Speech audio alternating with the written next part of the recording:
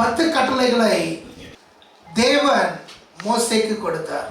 அந்த கட்டளையுடைய முதல் கட்டளை விதமாய் சொல்லுகிறது,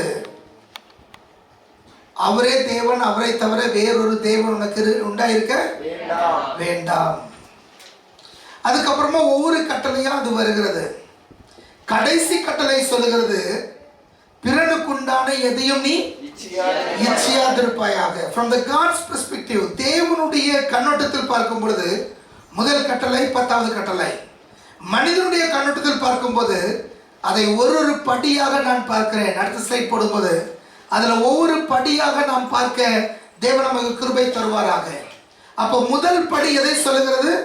பிறருக்குண்டான ஒன்றையும் நீ இச்சையாதிருப்பாயாக. அதை குறித்து போன வாரத்தில் நாம் பார்த்தோம். இன்னைக்கு நம்ம 2வது படிக்கு வருகிறோம். நம்ம போன வாரம் பார்க்கும்போது அது எல்லாத்துக்குமே ஆணி வேற இருக்குது. எல்லாத்துக்கும் பண ஆசை ஆணி வேற இருக்குது. பணம் தவறல்ல, பண ஆசை தவறு என்பதை நாம் பார்த்தோம். வசதி வாய்ப்புகள் தவறல்ல, ஆனா பணக்காரனாய் மாறுவதற்கு நீ பிரயாசப்படுவாயானால் அது உன்னுடைய வாழ்க்கையில கண்ணியாய் மாறும் என்பதை குறித்து பார்த்தோம். அப்ப நம்முடைய வாழ்க்கையில எதன் மேலும், பிறனுக்குண்டான எதன் மேலும் நான் நிச்சயாமல் இருக்க தேவன் எனக்கு உங்களுக்கு கிருபை தருவாராக. ஹல்லேலூயா. எதுவானாலும் சரி, எதுவானாலும் சரி, மற்றவருடைய புகழானாலும் சரி, மற்றவருடைய மதிப்பு மரியாதையானாலும் சரி, மற்றவர்களுக்கு இருக்கிற அங்கீகாரமானாலும் சரி, மற்றவர்களுக்கு இருக்கிற பணமானாலும் சரி, மற்றவர்களுக்கு இருக்கிற செல்வமானாலும் சரி, எதுவானாலும் சரி, பிறருக்குரியதை நான் நிச்சயாமல் இருக்க தேவன் நமக்கு கிருபை தருவாராக. ஹல்லேலூயா. அதுக்காக நாம் கேட்க தேவன் நமக்கு தயவையும் இரக்கத்தையும் பாராட்டுவாராக.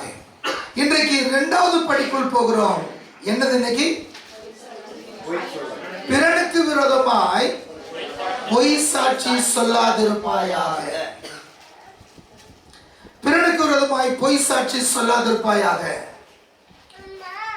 சத்தியம் குறைந்து போகும் இந்த உலகத்திலே உண்மையை உறுதியாய் பற்றி கொள்வது எப்படி?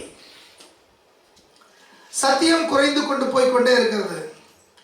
எது உண்மை எது பொய் என்று வித்தியாசம் தெரியாத அளவுக்கு இன்றைக்கு நாட்கள் மாறிக்கொண்டு வருகிறது. அதிலும் இப்போ இருக்கிற new technology, artificial intelligence, video making, VO3 மற்றும் பலவிதமான மென்பொருள் கணினியிலே பயன்படுத்துகிற காரியங்கள் எதையுமே நம்மால் பார்த்து இது உண்மை இது உண்மை இல்லை என்று சொல்லுவதற்கு நமக்கு தைரியத்தை கொடுக்க முடியாத ஒரு சூழ்நிலை உலகத்தில் நாம் வாழ்ந்து கொண்டிருக்கிறோம். தீர விசாரித்து அந்த சத்தியத்தை அறிய தேவன் நமக்கு கிருபை தருவாராக. வேதம் சொல்கிறது, சத்தியத்தை அறியுங்கள், சத்தியம் உங்களை விடுதலையாக்கும். கடைசி காலத்துல பஞ்சம் உண்டாகும். அது எத்தகைய பஞ்சம்? வஸ்திரத்தை குறித்ததான பஞ்சம். எங்க டிவி நிறைய இருக்குது, வீடியோ நிறைய இருக்குது, இன்டர்நெட் நிறைய இருக்குது, எல்லா இடத்திலும் வேத வஸ்திரங்கள் அன்னைக்கு இத்தனை மொழிகள் இருந்தது. ஆனா இன்னைக்கு இத்தனை ஆயிரம் மொழிகள் அது மொழிபெயர்க்கப்பட்டிருக்கிறது. அது எவ்வளவு ஃப்ரீயா கிடைக்குது என்று சொல்லுகிற பலவிதமான வார்த்தைகள் நம்முடைய உள்ளத்திலே தோன்றினாலும் வேதத்திலிருந்து சத்தியத்தை சொல்லக்கூடிய இடங்கள் வெகு வெகு சிலதா இருக்கிறது என்பதை நாம் மறக்க முடியாது, மறக்கவும் முடியாது. ஆமென். It is so dangerous. இன்னைக்கு ஊழியம் செய்வதற்கென்று ரோபோட் எல்லாம் உண்டாக்கிட்டாங்க. உங்களுக்கு மனம் சோர்வா இருக்கிற நீங்க வந்தீங்கன்னா உங்க மன சோர்வுக்கு ஏற்ற வசனங்களை உங்களுக்காக தனிப்பட்ட பிரசங்கத்தை என்ன பண்ணும், அது உங்களுக்கு உண்டாக்கி நீங்க பில்லி கிரகம் மாதிரி எனக்கு பிரசங்கம் பண்ணுன்னு சொன்னா பில்லி கிரகம் மாதிரியே உங்களுக்கு பிரசங்கம் பண்ணும். அப்படிப்பட்ட காரியங்கள் எல்லாம் வந்துருச்சு இந்த உலகத்துல. ஆனா நம்ம ஒண்ணு புரிந்து கொள்ள வேண்டும், இவ்வளவு அட்வான்ஸா போயிட்டு இருக்கும்போது எப்படி வசனத்துக்கு பஞ்சம் உண்டாகும்? இன்னைக்கு எத்தனை பரிசுத்தவான்கள், எத்தனை ஊழியர்கள் சிலுவையை பற்றி பேசுகிறார்கள் என்று கணக்கெடுப்போமானால் மிக மிக குறைவு. பாவத்தை குறித்து பேசுகிறார்கள் என்றால் மிக மிக குறைவு. அதுவும் இப்போ ஆர்டிஃபிஷியல் இன்டெலிஜென்ஸ் வந்துருச்சுன்னா ஒரு குறிப்பிட்ட காலகட்டத்துக்கு பின்பாக நமக்கே எது உண்மையான வசனம் தெரியாம போயிடும். எது உண்மையான வசனம் தெரியாம போயிடும். அந்த சூழ்நிலை வாழ்ந்து கொண்டிருக்கிறோம். அந்த பொய்யான உலகத்தில் வாழ்ந்து கொண்டிருக்கிறோம். சத்தியம் குறைந்து போகும் இந்த உலகத்துல உண்மையை உறுதியாய் பற்றி கொள்வது எப்படி? இப்போ மற்றது நமக்கு நேராய் வருகிற அதையும் நம்ம பார்க்க போகிறோம். நான் எப்படி உண்மையை பிடிச்சிட்டு நிற்பது, நான் எப்படி உண்மையில வளருவது, நான் எப்படி சத்தியத்துக்காக நிற்பது, இது ஏன் நம்முடைய வாழ்க்கையில முக்கியம்? ஏனென்றால் நாம் ஆராதிக்கிற தேவன் அவர் சத்தியபரராய் இருக்கிறார். ஹல்லேலூயா. அவர் நம்மிடத்துல உண்மையையும் நேர்மையையும் எதிர்பார்க்கிறார். பிசாசானவன் பொய்யனும் பொய்க்கு பிதாவுமாய் இருக்கிறான். நம்முடைய தேவன் பொய்யுரையாத தேவனாய் இருக்கிறார். நம்முடைய தேவன் நேற்று இன்றும் என்றும் மாறாத தேவனாய் இருக்கிறார். அவர் சத்தியபரராய் இருக்கிறார். ஆண்டவர் இன்னும் ஒருபடி மேல போய் சொல்றாரு, வானமும் பூமியும் ஒளிந்து போகும், ஆனால் என்னுடைய வார்த்தைகளோ அதுள்ள ஒரு எழுத்தாகிலும் அந்த எழுத்துள்ள ஒரு உறுப்பாகிலும் அது மாறாது ஒளிந்து போகாது என்று ஆண்டவர் தம்முடைய வசனத்தை குறித்து நமக்கு சாட்சியாய் சொல்லுகிறார். ஹல்லேலூயா. நிறைய பேர் பைபிள் வச்சிருப்பீங்க. அந்த பைபிள்ல தமிழ் பைபிள் நீங்க வச்சிருந்தீங்கன்னா அந்த பைபிள்ல ஃப்ரண்ட்ல இந்த பைபிள் எங்க பிரிண்ட் பண்ணதுன்னு பாருங்க. உங்க பைபிள் எத்தனை பேர் சொல்றீங்க இது Bible society of India? Bible society of இந்தியால பிரிண்ட் பண்ணிச்சு பார்க்குறவங்க கை தூங்க. Okay, Bangalore Bible society of India. Okay, மற்றவங்க என்னென்ன பிரிண்ட் பண்ணியிருக்கு? Okay, Chennai Balkan prints. Okay, அப்புறம் ஸ்ரீலங்கா. அதுல என்ன பைபிள் சொசைட்டி ஸ்ரீலங்காவா? வேதகம் சங்கம். தட்ஸ் பைபிள் சொசைட்டி எல்லா இடத்துலயும் ஈக்குவல் வரும். அது யூஎஸ்ல பண்ணாலும் சரி, லண்டன்ல பண்ணாலும் சரி, பைபிள் சொசைட்டி சேம் தான் வரும். இது கில்க் ஃபால்கன். ஓகே, அடுத்தது யுனைடெட் பைபிள் சொசைட்டி. வேற இந்தியா பைபிள் லிட்டரேச்சர். வேற இமானுவேல் பப்ளிகேஷன் சென்டர். அது ரொம்ப மோசம். அடுத்தது Bible society is okay fine. நீங்க நல்லா புரிஞ்சுக்கோங்க, இப்ப எல்லாமே காப்பிரைட் இருக்கு. இந்த காப்பிரைட் இருக்கிறதுனால இப்ப சப்போஸ் பிரின்ஸ் பப்ளிகேஷன் சொல்லி ஒரு பைபிள் பிரிண்ட் பண்ணா, நான் பைபிள் இருக்கிறத 100% அப்படியே பிரிண்ட் பண்ணணும்னு நினைச்சாலும் காப்பிரைட் என்ன பண்ணாது, விடாது.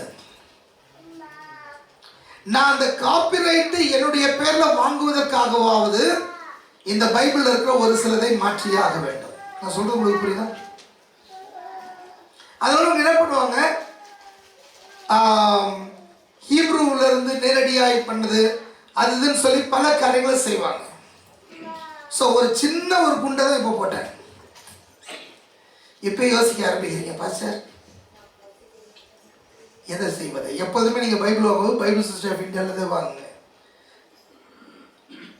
ஓகே, அந்த பிரிண்டிங் பைபிள்லே வாங்க. Okay fine. ஏன்னா அதை ஒருத்தர் திடீர்னு மாற்ற முடியாது. அதில் ஏதாவது ஒன்று சின்னதாக மாற்றினாலும், அஃபிஷியலாக மாற்றினாலும் அது போர்ட் ஆஃப் டைரக்டர்ஸ்லேருந்து பலவிதமான காரியங்களை பெற்றுள்ள தான் மாற்ற முடியும்.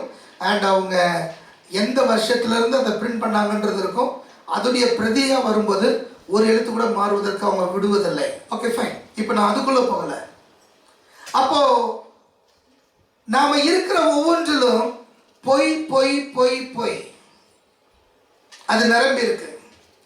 இந்த பொய்யான உலகத்தில் இருக்கும்போது பூவுடன் சேர்ந்த நாரும் மனம் பெறுன்றதை மாற்றி நாருடன் சேர்ந்த பூவும் நாருன்ற நிலைமைக்கு நம்ம வந்துட்டு இருக்கிறோம். உண்மையிலேயே ஏன் லேட்டு அப்படின்னு நம்ம யார்ட்டையாவது கேட்டா அவங்க இவ்வளோ பெரிய ஆன்சர் வச்சிருப்பாங்க. நான் ஒருத்தரையும் கேட்கறது இல்லை. நீங்க கவனிச்சிருக்கீங்களா? நான் கேட்டு உங்களுக்கு போய் சொல்ல வைக்கணும். அதுதான் ரீசன். ஓகே, ஏன் வரல, ஏன் என்ன செய்யல, we never ask. ஏதாவது ஒரு தடவை கேட்போம். ஏன்னா ரெகுலராக வந்துட்டு இருக்கவங்க திடீர்னு ஸ்டாப் பண்ணாங்கன்னா கேட்போம். அன்னைக்கு அவங்க பாஸ்டர் சொந்தக்காரன் வந்தாலும் அதுக்கப்புறம் கேட்கறதே இல்லை அவங்க கிட்ட.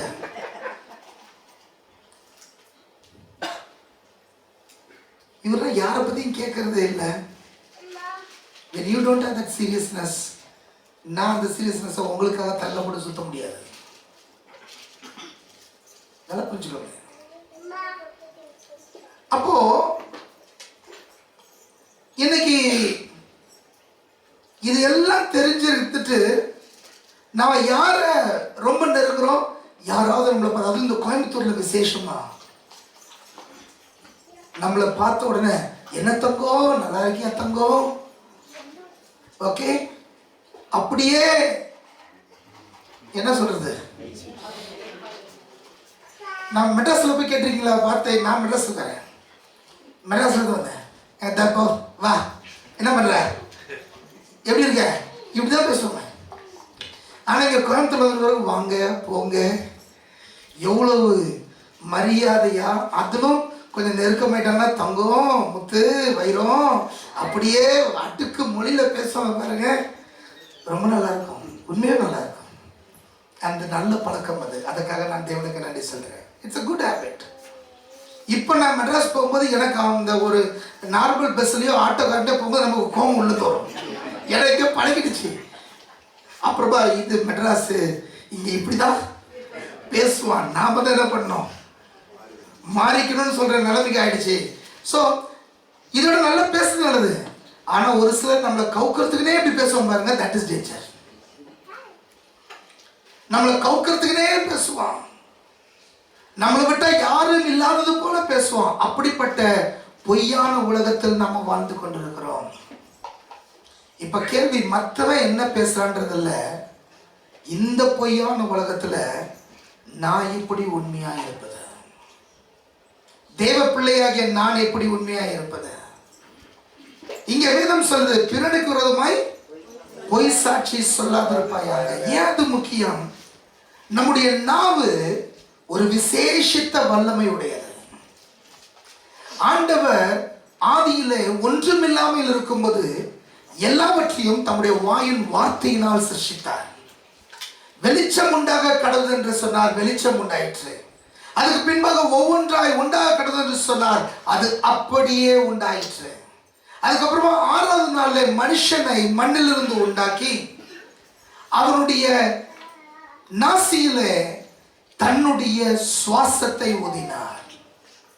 அவர் தன்னுடைய சுவாசத்தை மனுஷனுடைய நாசியில் ஊதின போது அந்த மனுஷன் ஜீவ ஆத்துமாவானான். சோ தேவனுடைய அந்த பிரெத், அந்த சுவாசம் எனக்குள் வந்திருக்கிறது. அப்ப அந்த சுவாசத்தின் வழியாய் நான் பேசுகிற வார்த்தை மதிப்புள்ளதாய் இருக்கிறது. அது மிகவும் வல்லமையுடையதாய் இருக்குது. ஈவன் இந்த காலகட்டத்தில் கூட யாராவது பெரியவங்க நம்மளை சாபம் போட்டாங்கன்னா ஐயோ பயப்படுவோம். உண்மை இல்லையா? ஹலோ,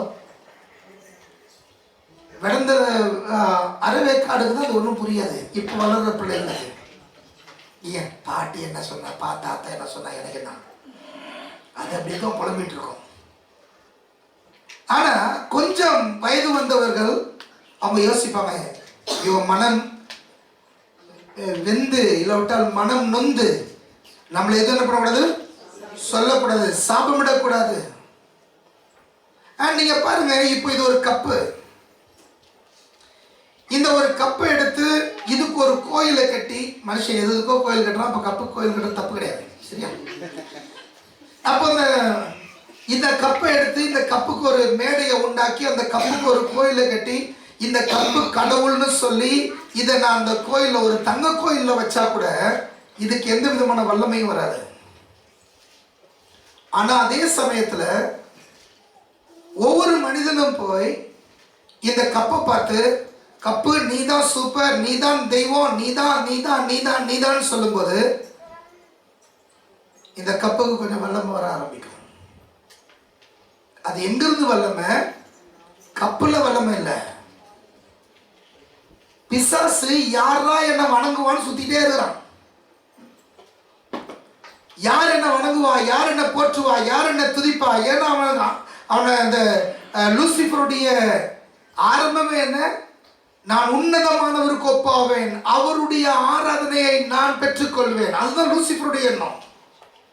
இதை லூசிபர் என்ன பண்றான்? அவனுடைய தூதர்கள் என்ன பண்றாங்க?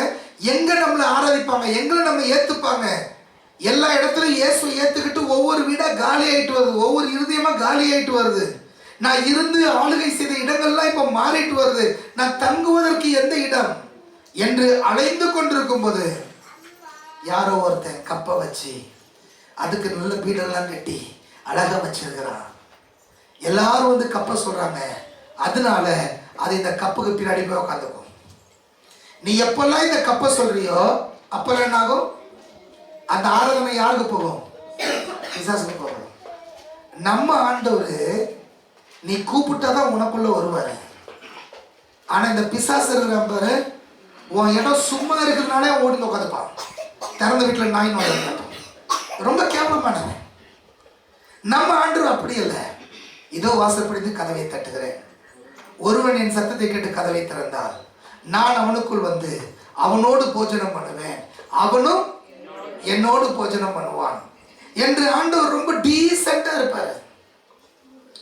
ஆனா இந்த பிசாசு அப்படி இல்லை. எங்க வாய்ப்பு கிடைக்குது சந்தில சிந்து பாடி எப்படியாவது உள்ள வந்து உட்காரலாமான்னு ட்ரை பண்ணுவான்.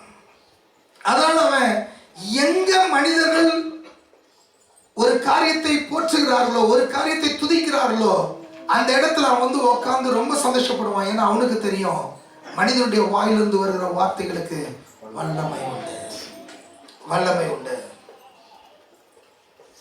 அப்படிப்பட்ட வார்த்தைகளை பெற்றிருக்கிற மனிதன் இந்த காலகட்டத்தில் எப்படி இருக்கிறான்? ட்ரூத் டிகே, சத்தியம் குறைந்து போகிற ஒரு காலகட்டத்துக்குள் அவன் கடந்து வருகிறான்.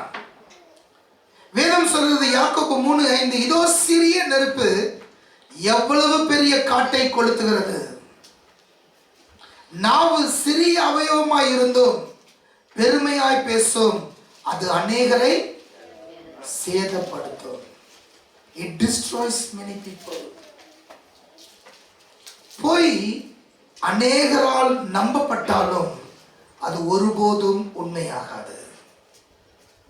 இந்த உலகத்தில் இருக்கிற கோடா கோடி ஜனம் அனைத்தும் சேர்ந்து இயேசு தேவன் இல்லைன்னு சொன்னாலும் என் தேவன் கவலைப்பட மாட்டார். ஏன்னா என் ஆண்டவருக்கு தெரியும் அவர் யார் என்று. ஹலோ, இருக்கீங்களா? நான் திரும்ப சொல்றேன். இந்த உலகத்தில் இருக்கிற கோடான கோடி பேர் சேர்ந்து எல்லாம் ஒரு ரைட்டிங் ரெசல்யூஷன் எழுதி இயேசு தேவன் இல்லைன்னு சொன்னாலும் என் ஆண்டவர் அதை பத்தி கவலைப்படவே மாட்டாரு. ஏன்னா என் ஆண்டவருக்கு தெரியும் அவர் யார் என்று. இயேசு கல்வாரி சிலுவையில் இருக்கும்போது சுத்தி இருக்கிறவர் சொல்றான், நீ தேவனுடைய குமாரன் என்றால் இந்த சிலுவையிலிருந்து இறங்கி வா, அப்பொழுது நாங்கள் உன்னை விசுவாசிக்கிறோம். God never mind him. அவனுக்கு பதில் சொல்ல கூட தேவன் திரும்பல. ஆனா பக்கத்துல ஒரு திருடன் அவன் இயேசு பார்த்து சொல்றான், இயேசுவே உம்முடைய ராஜ்யம் வரும்போது என்னை நினைத்தருளும். உடனே இயேசு அவனுக்கு பதில் சொல்றாரு, இன்று என்னோடு கூட நீ பரதேசில் இருப்பாய். இந்த உலகத்துல தேவனை கிண்டல் பண்றவங்களை பத்தி என் தேவனுக்கு கவலையே இல்லை. இயேசு தேவன் இல்லை என்று சொல்லுகிறவங்களை பத்தி என் தேவனுக்கு கவலையே இல்லை. ஒருவேளை நமக்கு அப்படியே உடம்புல ரத்தம் ஏறும், துடிக்கும், வயது, சூழ்நிலை, என் ஆண்டவரை பத்தி கவலைப்பட மாட்டார். ஏன்னா ஆண்டவர் சொல்லிட்டாரு, தேவன் இல்லை என்று மதிகேடன் தன் இருதயத்தில் சொல்லுவான். The fool will say in his heart that there is no God. அவனுடைய நிலைமை முட்டாள்னு சொல்லிட்டு பிறகு அவன்கிட்ட போயிட்டு நம்ம என்ன பண்ணக்கூடாது? பண்ணிக்கு முன்னாடி முத்துக்கிற போடக்கூடாது. நமக்கே இந்த ஆலோசனை சொல்லும்போது தேவன் செய்வாரா? உங்களுக்கு எனக்கு இந்த ஆலோசனை சொல்லும்போது தேவன் செய்வாரா? God never cares.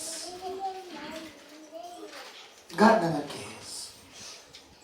ஆனா ஆண்டவர் ஒரு சிலருக்காக பரிதவிக்கிறார். வலது கைக்கும் இடது கைக்கும் வித்தியாசம் தெரியாம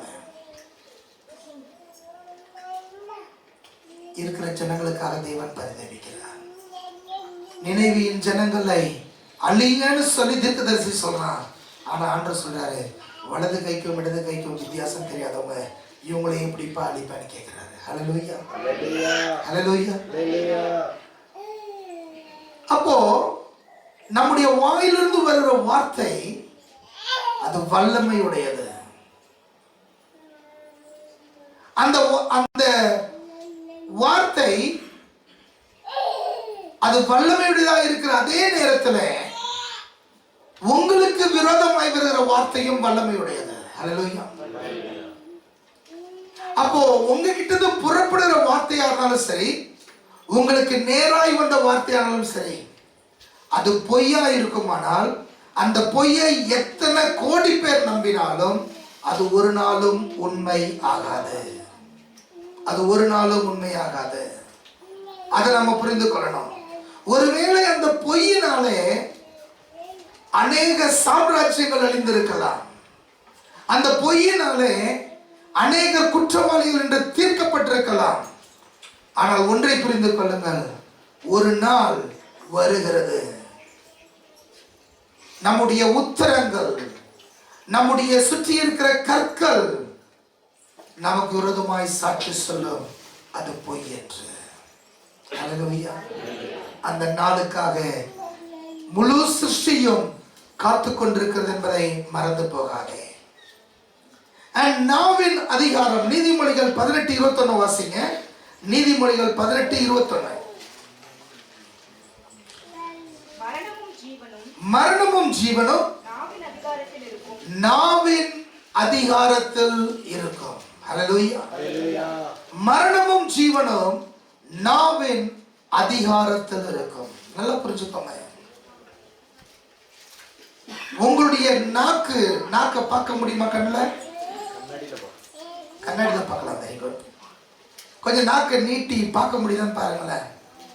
யாரும் கூட போட்டோ எடுக்க மாட்டாங்க, கவலைப்படாதீங்க. லைட்டா தெரியுது. அந்த நாக்க பார்த்து சொல்லு, உன்கிட்ட மரணமும் ஜீவனும் அதிகாரம் இருக்கிறது.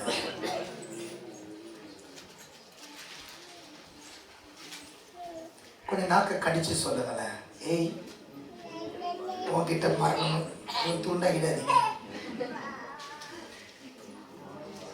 மரணமும் ஜீவனும் நாவின் அதிகாரத்தில் இருக்கிறது. அப்படின்னா என்ன அர்த்தம்? உன் நாக்குனால வாழ்க்கையை கட்டி எழுப்பவும் முடியும், உன் நாக்குனால வாழ்க்கையை அழிக்கவும் முடியும். Your tongue has the power. அப்போ இந்த நாவு என்னென்ன செய்து பாருங்க. வேதத்துல 7 விதமாய் நாவு தவறாய் பயன்படுத்தப்படுகிறது என்று பார்க்கிறோம். அதுக்கெல்லாம் போறதுக்கு வாய்ப்பு இல்லை, நமக்கு நேரம் இல்லை. இப்போ 3 கொண்டு வந்து உங்களுக்கு முன்னாடி வைக்கிறேன். Number 1 gossip. gossip பக்கத்துல பார்த்து சொல்லுங்களேன், gossip. அது எந்த ஷிப்பா இருந்தா எனக்கு என்னன்னு கேட்காதீங்க. அப்படின்னா என்ன தெரியுமா? புறங்கூறுதல். என்னது? புறங்கூறுதல். இன்னொருத்தவங்க இங்க சொன்னாங்க பொருளை பேசுதல். இன்னும் அழகா சொன்னா கிசுகிசு. கிசுகிசு. சோ இது எல்லாமே காசிப்ல வரும். நிறைய வார்த்தைகள் உண்டு. புரட்டுறான் பாரு. அப்ப இந்த காசிப்னா என்ன? இந்த புறங்கூறுதல்னா என்ன? இத கிசுகிசு பேசுறதுனா என்ன? இப்ப கிசுகிசு பத்திரிகைகள் இருக்குல்ல, கிசுகிசு பத்திரிகைகள், கிசுகிசு பக்கம்னே போடுறான் பேப்பர்லயே. வெப்சைட்ஸ் இருக்கு, நிறைய இருக்கு. இப்ப அதெல்லாம் நம்ம நியாயம் தீர்க்க இல்ல, நம்மள நியாயம் தீர்க்க இங்க வந்திருக்கிறோம். உலகத்தை பத்தி பேச இல்ல. புறங்கூறுதல் என்ன? ஒருவனுடைய நற்பெயரை அழிக்கும் கொடிய செயல். ஒருவருடைய நற்பெயரை அழிக்கும் கொடிய செயல். கேட்ட செய்தியின் உண்மைத்தன்மையை அறியாமல் அதை மற்றவர்களுக்கு பரப்புவது பாவமாகும். எத்தனை பேர் உணர்றீங்க?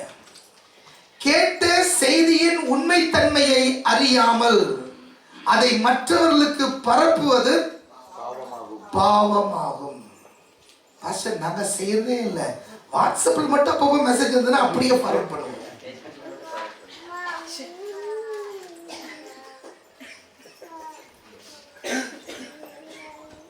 அசாம்ல இந்த மிஷனரியை கொன்று விட்டார்கள். டேட்டை பார்க்கறது இல்லை, டைமை பார்க்கறது இல்லை, எந்த மிஷன்ன்றது இல்லை, எப்போன்றது இல்லை, எதுவும் கிடையாது. அங்க இருக்கிற அந்த போட்டோ உண்மையாவே அசாம்காரன் தானா, இந்தியாவில் எடுக்க எதை பத்தி கவலை இல்லை. அப்படியே கேட்ட உடனே ரத்தம் துடிக்கும் பாருங்க. உடனே நமக்கு தெரிஞ்ச எல்லா குரூப்லயும் ஃபார்வர்ட் ஃபார்வர்ட் ஃபார்வர்ட் ஃபார்வர்ட். இது காசிப். ஹலோ, இது என்னது? காசிப் சொன்ன ரொம்ப இனிமையா இருக்குது. அது வேண்டாம்.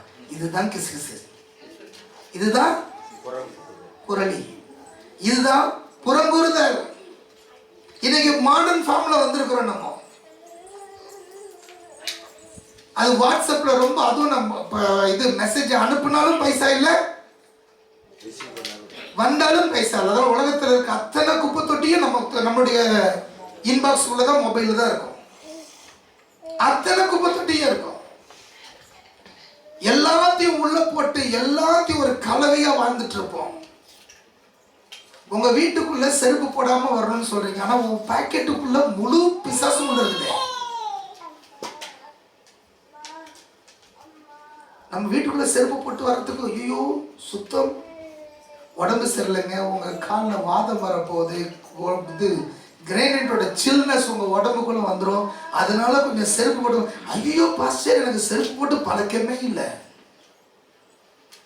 ஆனா இதுக்குள்ள செருப்பு மட்டும் இல்லை, கக்கூசோட மோசமானதெல்லாம் உள்ளது. அவ்வளவு மோசமான நிலைமையில் நம்ம வந்துட்டு இருக்கிறோம். தேவ பிள்ளையே, புறம் கூறுதல் அதனுடைய அடிப்படை என்ன? ஒருவருடைய நற்பெயரை கெடுக்கும் விதமாய். எந்த அரசாங்கம் வேணா தேசத்தில் இருக்கட்டும், அவங்களுக்கு விரோதமா ஒரு காரியத்தை நம்ம ஒன்ன ஃபார்வர்ட் பண்றோம்னா அதனுடைய உண்மைத்தன்மை நமக்கு எவ்வளவு தெரியும்?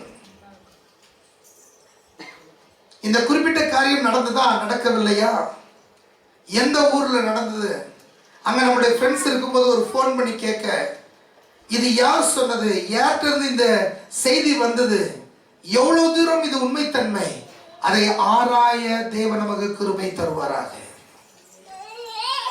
இப்பதான் இது கொஞ்சம் கம்மியா இருக்கு. ஏன்னா உங்க குரூப்ல ஏதாவது வந்ததுன்னா அந்த குரூப் அட்மினை பிடிச்சிருவாங்கன்னு சொல்லி இப்போ சட்டம் வந்ததுனால கொஞ்சம் கம்மியா இருக்குது.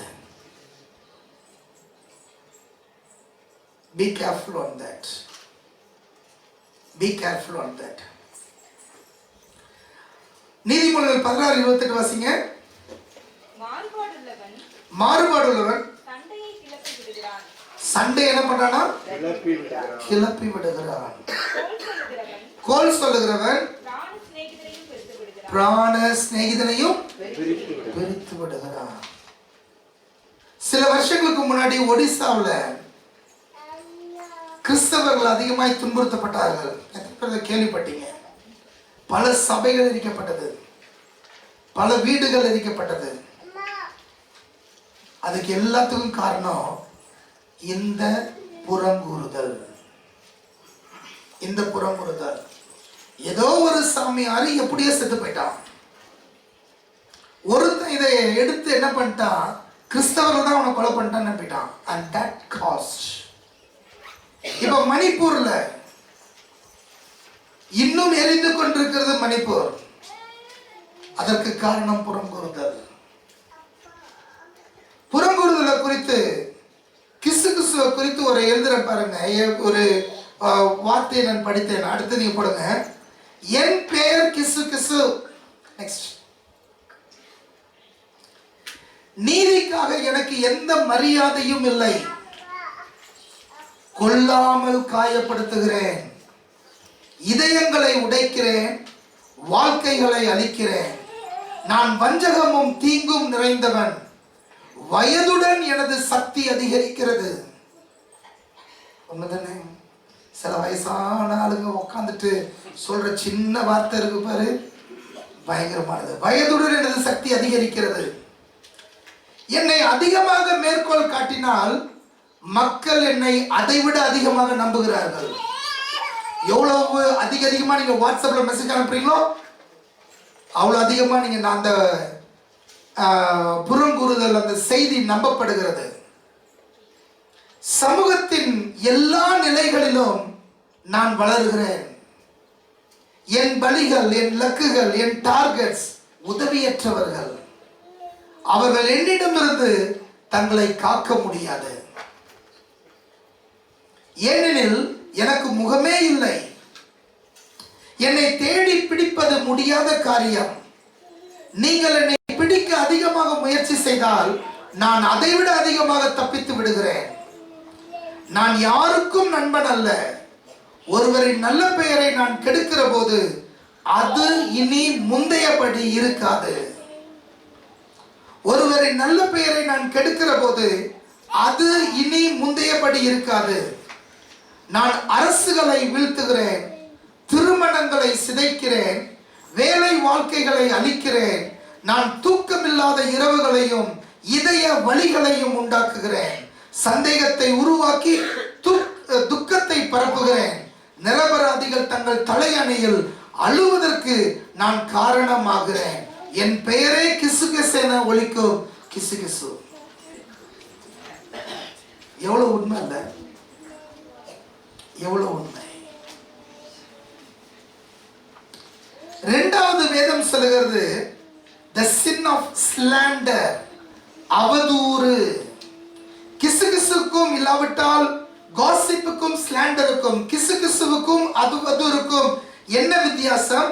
கிசுகிசு உண்மை என்று தெரியாமல் பரப்புவது, அவதூறு என்பது பொய் என்று தெரிந்து பரப்புவது. சொல்றது புரியுதா உங்களுக்கு? அவதூறு என்பது ஒருவருக்கு தீங்கு செய்யும்படியாய் சொல்லப்படும் வஞ்சகமான பொய், ஒருவருடைய வாழ்க்கையை அழிக்கும்படியாய். இதுக்கு ஒரு வார்த்தை பெரிய மாற்றத்தை உண்டாக்கும். என்ன வார்த்தை தெரியுமா? பட்.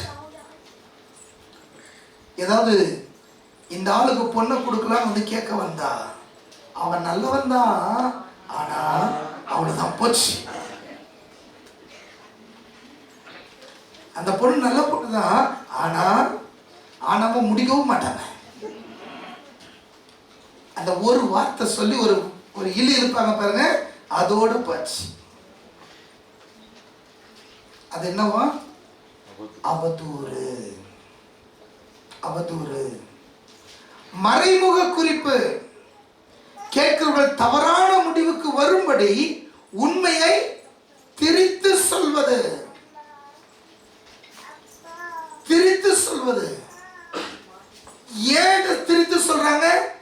இந்த வார்த்தையை கேட்கிறவங்க சரியான ஒரு டிசிஷனுக்கு வரக்கூடாது, தவறான ஒரு டிசிஷனுக்கு வரணும். தவறான ஒரு தீர்மானத்தை எடுக்கணும். அவதூறு ஒரு மனுஷனுடைய புகழை ரத்தம் சிந்தாமல் கொலை செய்கிறது. இந்திய அரசியல்ல நல்ல அவதூறு கொஞ்ச வருஷங்களா சொல்லுங்க பார்க்கலாம். கொஞ்சம் வருஷங்களுக்கு முன்னாடி வரைக்கும் கெஜ்ரிவால், இப்போ ராகுல பார்த்து என்னது பப்பு பப்பு பப்பு பப்பு பப்பு. ஆனா இன்னைக்கு பெரிய நடுக்கத்தை கொடுத்துட்டு இருக்கிறான். Thanks bye. தேவன் இப்படி நற்பொருள் எழுப்பட்டார். அப்போ அவதூறு என்றால் என்ன?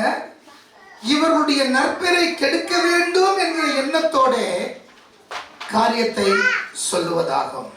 இன்னொரு காரியம் ஃபிளாட்டரி, இச்சகம் பேசுதல். உங்களுக்கு எப்படி பேசினா நல்லா இருக்கும்னு எனக்கு தெரியுமோ அப்படி பேசுறது. ஆனா அந்த அந்த பாராட்டு என் இருதயத்திலிருந்து என்ன பண்ணல, வரல. இச்சகம் பேசுதல், ஃபிளாட்டரி என்பது ஒருவருடைய முகத்திற்கு முன்பாக புகழ்ந்து முதுகுக்கு பின்னால் நிந்திப்பதாகும். நிந்திப்பதாகும். அது உள்ளத்தில் உண்மையில்லாத வஞ்சகமான புகழ்ச்சி. உள்ளத்துல உண்மையான புகழ்ச்சி இல்ல, வாயில மட்டும் என்ன பண்ணுது, வருது. வேதம் அது மனுஷனுக்கு மாத்திரம் இல்ல, தேவனுக்கும் மனுஷனும் செஞ்சுட்டாங்க. ஆண்டவர் சொல்றாரு, உங்கள் உதடுகள் என்னை துதிக்கிறது, உங்கள் இருதயமோ எனக்கு தூரமா இருக்கிறது. இச்சகம் பேசுகிற வாய் அழிவை உண்டாக்கும். இச்சகம் பேசுகிற வாய் அழிவை உண்டாக்கும். ஓகே, இன்னும் நிறைய சொல்லலாம். அப்போ பொய் சாட்சி, பிறனுக்கு விரோதமாய் பொய் சாட்சி சொல்லாதிருப்பாயாக. அது கிசுகிசு சொல்வதன் மூலமா இருக்கலாம், இல்லாவிட்டால் அது அவதூறு, ஸ்லாண்டரிங், அவதூறு சொல்வதன் நிமித்தமாய் இருக்கலாம், இல்லாவிட்டால் இச்சகம் பேசுவதன் மூலமாய் இருக்கலாம். இது எது சொன்னாலும் அது பிறருக்கு விரோதமான பொய் சாட்சி, பிறருக்கு விரோதமான பொய் சாட்சி.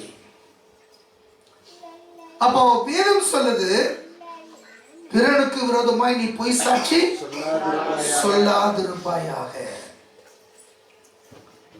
இந்த பிறனுக்கு விரோதமாய் பொய் சாட்சி என்று சொல்லும் போது, இந்த குறிப்பிட்ட நபருக்கு விரோதமாய் நான் சாட்சி பொய் சாட்சி சொல்வது மாத்திரமல்ல, it is not only in front of a external judge, வெளியே இருக்கிற ஒரு நியாயாதிபதிக்கு முன்பாக அந்த நியாயாதிபதி இந்த நபரை குற்றவாளி என்று தீர்க்கும்படியாக இந்த ஆள் குற்றம் செய்தான் என்று நான் சத்தியம் செய்வது மாத்திரம் பொய் சாட்சி அல்ல. நாம ஒவ்வொருத்தரையும் ஆண்டவர் நியாயாதிபதிகளாய் வைத்திருக்கிறார். அதை நம்ம பேசிக்கா புரிந்து கொள்ள வேண்டும். we all are judges. உலகத்தில் இருக்கிற எந்த சிருஷ்டிக்கும் இல்லாத ஒரு விசேஷித்த தன்மை மனிதனுக்கு, அவன் நியாயம் தீர்த்து அவனுடைய அடுத்த ஸ்டெப்பை தீர்மானிக்கிறான். அவனுக்கு வாய்ப்புகள் 10 இடத்துல இருந்து வரும். ஆனா அவன் உட்கார்ந்து யோசிச்சு எது அவனுக்கு சிறந்தது என்று அவன் நம்புகிறானோ, எதை சரி என்று அவன் நியாயம் தீர்க்கிறானோ, அந்த டிசிஷன் பேஸ்ல தான் அவன் அடுத்த தீர்மானத்தை அவன் எடுக்கிறான். சோ நாம ஒவ்வொருத்தரும் நியாயாதிபதிகள் என்பதை மறக்க கூடாது நம்ம வாழ்க்கைக்கு. அதனாலதான் ஆண்டவர் அவனுடைய வாழ்க்கை குறித்து அவனிடத்தில் தேவன் கணக்கு கேட்பார். நான் இன்னொருத்தரை சொல்ல முடியாது.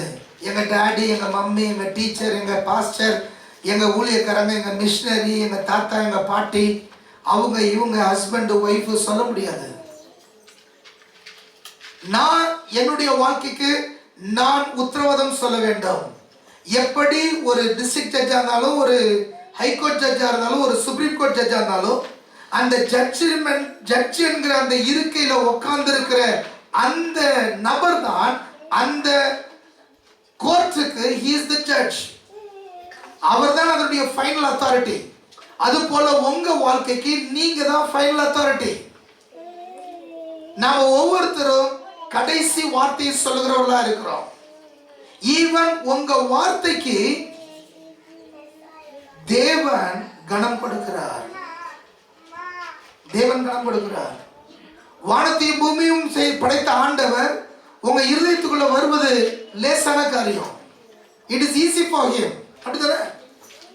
ஆனா ஆண்டவர் நீங்க கதவு திறந்தாதான், நீங்க அழைப்பு கொடுத்தாதான், நீங்க ஏற்றுக்கொண்டாதான் உங்களுக்குள்ள வருவேன்னு அவர் நின்றுட்டு இருக்கிறாரு. ஏன்னா அந்த உரிமைய, அந்த நியாயத்திற்கிற உரிமையை உங்களுக்கு கொடுத்தது அந்த தேவனாகிய கர்த்தர். அவர் உங்களையும் என்னையும் அவருடைய சாயலாய் உண்டாக்கினார்.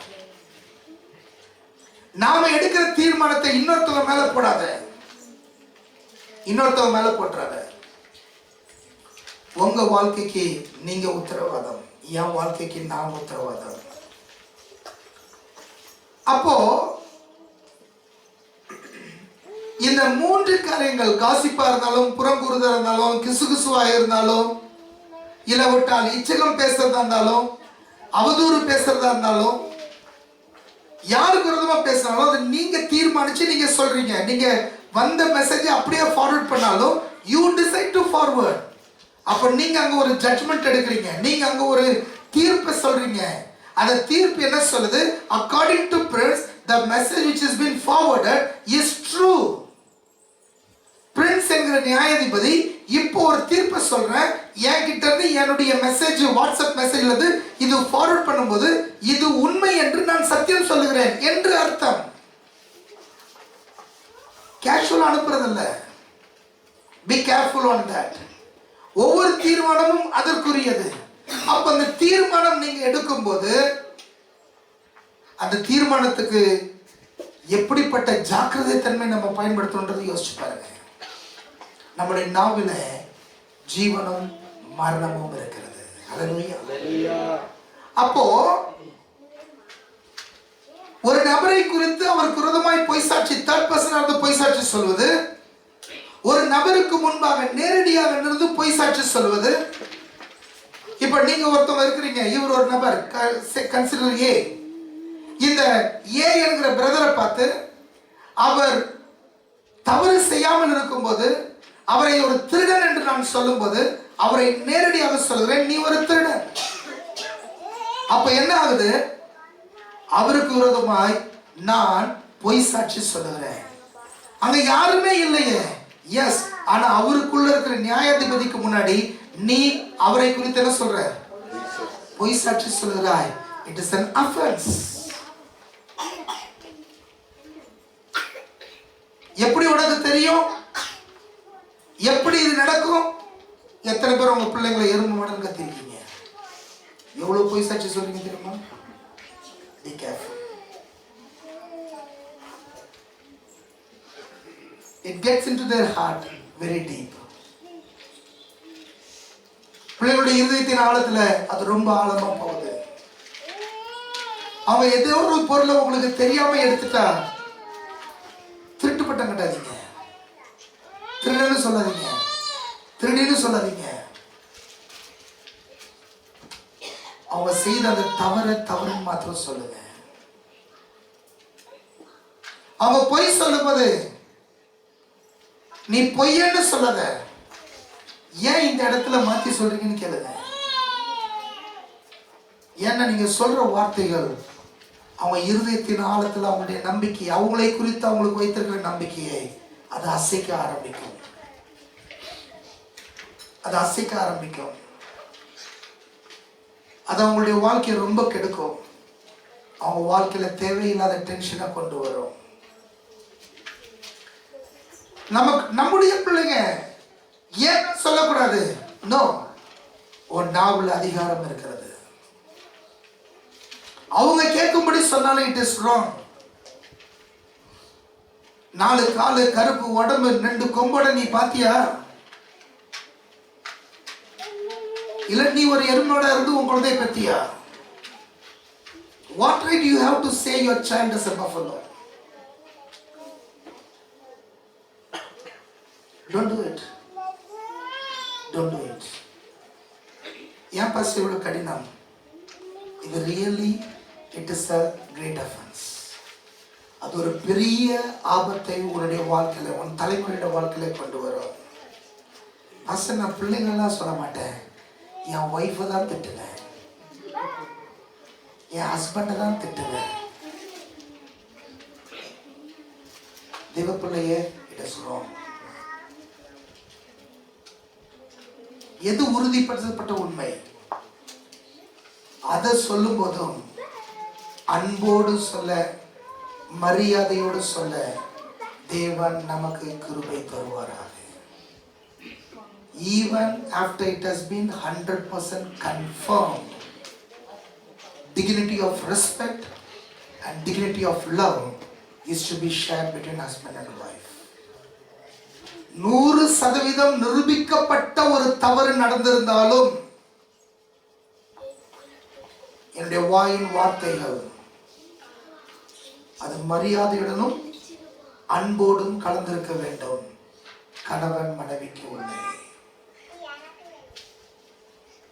கணவன் மனைவிக்கு உள்ளே. ஒரு சிலருடைய வாழ்க்கை இப்படிப்பட்ட வார்த்தைகளை கேட்டு காயமடைந்திருக்கும். இந்த வார்த்தையை கேட்டு கேட்டு கேட்டு கேட்டு காயமடைந்திருக்கும். இதை எப்படி மாற்றுவது பாஸ்டர்? உலகத்துல ஒரு சைக்காட்ரிஸ்டா இருந்தாலும் நம்ம பலவிதமான காரியங்களை சொல்லலாம். ஆனா கிறிஸ்தவ நெறிப்படி நாம இதுக்கு பதில் சொன்னோம்னா, கொஞ்சம் பொறுத்துக்கோங்க, பரலோகத்துல இந்த தொல்லை இல்லாம இருக்கும் என்கிற நிறைவான காரியத்தோடு முன்னே போக தேவன் நமக்கு கிருபை தருவாராக. சமுதாயத்துக்காக, கிறிஸ்தவ நெறிக்காக, தேவ ஊழியத்துக்காக, தேவ நாமம் அசுத்தப்படக்கூடாது என்பதற்காக பொறுத்துக் கொள்ளுங்க. பரலோகத்தில் இந்த பிரச்சனை இருக்காது. உங்க இருதயத்தை தேவ ஆவியானவர் ஆற்றுவாராக, தேற்றுவாராக, பலப்படுத்துவாராக.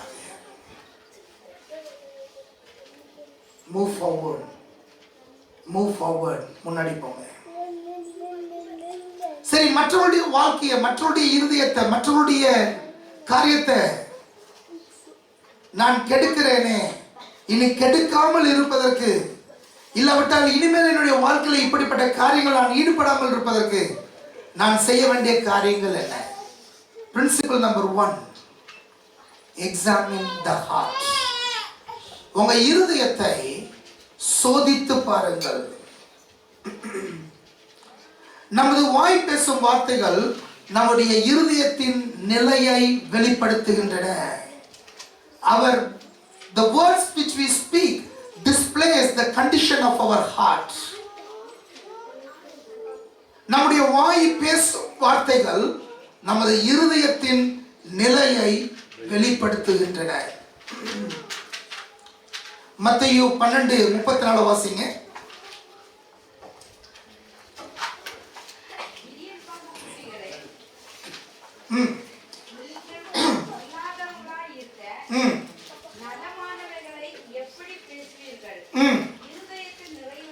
இருதயத்தின் நிறைவினால் வாய் பேசும்.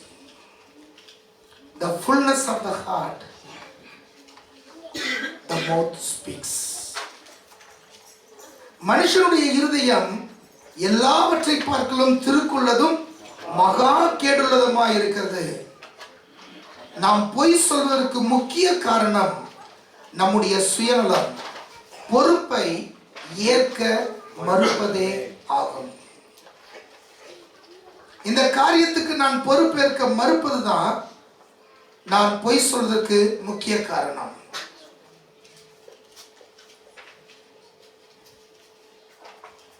இன்னும் சிம்பிளா சொன்னா, இந்த பிரச்சனைக்கு நான் பொறுப்பெடுக்க மாட்டேன், யார் இழிச்சவாயனோ அவன் மேல இதை போட்டுருவேன். blaming others. அது இந்த உலகத்துல எல்லா வட்டத்திலும் நடந்து கொண்டிருக்குது, எல்லா இடத்திலும் நடந்துட்டு இருக்குது, எல்லா சூழலும் நடந்துட்டு இருக்குது. பண மதிப்பீட்டு, பண மதிப்புல கொண்டு வந்தாங்க. எப்ப கொண்டு வந்தாங்க? 2000 சமயம். ஒரு நாள் திடீர்னு 2000 செல்லாது, 500 செல்லாது. அது சரியா வரலன்னு ரிசர்வ் பேங்க் கவர்னர் ரிசைன் பண்ணிட்டு போனோம். உங்களுக்கும் தெரியும், நமக்கும் தெரியும் யார் பண்ணதுன்னு. ஆனா ஒரு பலியாடு எவனையாவது என்ன பண்ணிடுறது, போட்டுறது. என் மேல பழி ஏற்றுக்க முடியாது, என் அந்த இழிச்சவை ஒன்று இருக்குது, அது மேல போட்டுறது. பல நேரங்கள்ல நம்ம மற்றவங்க மேல, மற்றவங்களுடைய வாழ்க்கையை அந்த காசிப் மூலமாகவோ, கிசுகிசு பேசுவதன் மூலமாகவோ, நேரடியாக அவர்களை அவமதிப்பதன் மூலமாகவோ, இல்லாவிட்டால் பொய்யாய் குற்றம் சாட்டுவதன் மூலமாகவோ நம்ம சொல்வது எதனாலனா, பொறுப்பை நான் ஏற்றுக்க முடியலன்றதுனால, நான் ஏற்றுக்க முடியலன்றதுனால. எரேமியா 17:9 வாசிங்க. எல்லாவற்றை பார்க்கிலும் இருதயமே திருக்குள்ளதும் மகா கேடுள்ளதுமா இருக்கு. ஆண்டவர் நமக்கு அந்த இருதயத்தை புதிய இருதயமாய் மாற்றி தர வேண்டும். அது கல்லான இருதயத்தை எடுத்து சதையான இருதயத்தை தேவன் நமக்கு மாற்றி தர வேண்டும். அது தேவன் நமக்கு செய்ய வேண்டிய ஒரு காரியம். அப்ப நல்லா புரிஞ்சுக்கோங்க, உங்க இருதயத்தை சோதிச்சு பாருங்க. ஏன் நான் இதை பேசுறேன், ஏன் இந்த காரியத்தை நான் பேசுறேன்? Is it 100% true? இந்த காரியத்தை நான் உண்மையாகவே எடுத்து பார்த்து நான் ஃபீல் பண்ணுவதை பேசாம நான் உறுதிப்படுத்தப்பட்டதுதான் பேசுறேனா என்பதில் ஜாக்கிரதையா இருக்க தேவன் நமக்கு கிருபை தருவாராக. இருதயத்தின் நினைவுகள் மனுஷனுடையது, நாவின் பிரதியுத்தரம் கர்த்தரால். அப்பா பாஸ்டர் நல்ல வார்த்தை சொன்னீங்க, அதனால நான் சொல்ற எல்லா பொய்யும் கர்த்தரிடத்திலிருந்து வருதா? பின்னாடி வராங்க, பின்னாடி வருது. Be careful. வாயிலிருந்து ஒரு வார்த்தை வருதுன்னா be careful on it. It has more value. Principle 2. முதலாவது பிரின்சிபல் என்ன? முதலாவது தத்துவம் என்ன? உன் இருதயத்தை ஆராய்ந்து பார். நான் ஏன் இந்த சூழலில் இப்படி பேசினேன்? நான் எதற்காக பேசினேன்? ஏன் இந்த காரியத்தை பேசினேன்?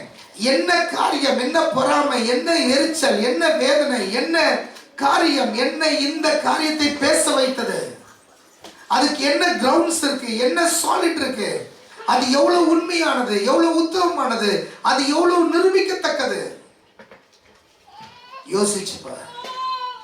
உன் இருதயத்தை ஆராய்ந்து பார். மனசுல வர்றது எல்லாத்தையும் பேசும்படியா தேவன் நம்ம இருதயத்தை வைக்கல. ஏன்னா இருதயம் மகா திருக்குள்ளது, மகா கேடுள்ளது. அது பலவிதமா யோசிக்கும், பலவிதமா சிந்தனையை கொண்டு வரும், பலவிதமா எண்ணங்களை கொண்டு வரும், பலவிதமான காரியங்களை கொண்டு வரும். நீ எதெல்லாம் இன்புட் பண்றியோ அதெல்லாம் வரும். நீங்க பார்த்த அரை மணி நேரம் வீடியோ அதுக்குள்ள வரும், நீங்க பார்த்த ரீல்ஸ் அதுக்குள்ள வரும், எங்கேயோ கேட்ட கதை அதுக்குள்ள வரும், எங்கேயோ கேட்ட கிசுகிசுப்பு அதுக்குள்ள வரும். அது எல்லாத்தையும் கொண்டு வந்து உன் புருஷனை, உன் மனைவியை, உன் பிள்ளைகளை சந்தேகப்படாத. இருதயம் மகா திருக்குள்ளது. ஆனா நாவிலிருந்து வார்த்தை வரதுக்கு முன்னாடி இருதயத்தை சோதித்து பார். Before you utter a word, வாயிலிருந்து ஒரு வார்த்தை வரதுக்கு முன்னாடி உன் இருதயத்தை சோதித்து பார். பிராக்டிக்கல் வே எப்படி பாஸ்டர் இருதயத்தை சோதிக்கிறது? ரொம்ப சிம்பிள். உன் இருதயத்துல என்ன எண்ணம் வருதோ அதை தேவன்கிட்ட சொல்லிடு. அது தேவன்கிட்ட சொல்லிடு. ஏன்னா வேதம் சொல்லுது, ஸ்தோத்திரத்தோடும் விண்ணப்பத்தோடும் உங்கள் எல்லா காரியங்களையும் யாருக்கு தெரியுங்க?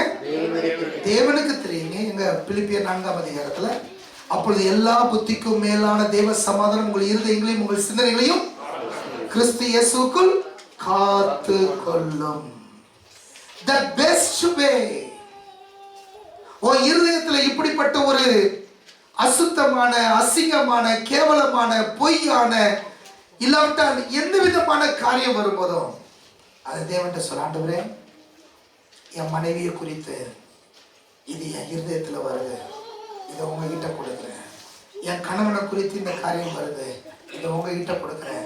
என் பிள்ளைகளை குறித்து இந்த காரியம் வருது, இதை உங்ககிட்ட கொடுக்குறேன். என் அப்பா அம்மாவை குறித்து இந்த காரியம் வருது, உங்ககிட்ட கொடுக்குறேன். என் சகோதர சகோதரியை குறித்து இந்த காரியம் வருது, உங்ககிட்ட கொடுக்குறேன். என்னோடு இருக்கிற சக விசுவாசியை குறித்து இந்த காரியம் வருது, இதை உங்ககிட்ட கொடுக்குறேன்.